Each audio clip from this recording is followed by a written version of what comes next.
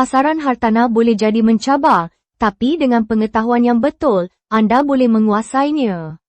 Saya akan tunjukkan 6 cara untuk memanfaatkan pasaran hartanah dan terus untung, walaupun dalam keadaan pasaran yang berisiko.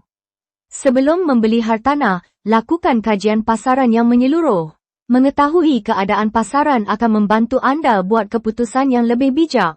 Tentukan kriteria yang sesuai untuk pelaburan anda. Pastikan hartanah yang anda pilih memenuhi keperluan dan matlamat jangka panjang anda. Kadar faedah mempengaruhi kos pinjaman. Pastikan anda peka dengan perubahan kadar faedah untuk memastikan pelaburan anda tetap menguntungkan. Manfaatkan leverage untuk membeli lebih banyak hartanah, tetapi pastikan anda menggunakan pinjaman dengan bijak untuk mengelakkan risiko yang tinggi. Sentiasa peka dengan peluang yang ada di pasaran. Pelaburan bijak datang dari mengenal pasti peluang terbaik sebelum orang lain.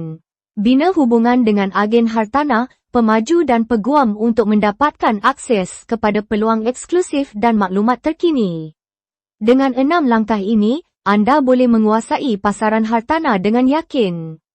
Jangan lupa like, share dan follow untuk lebih banyak tips pelaburan hartanah. Ada soalan atau topik yang anda nak tahu?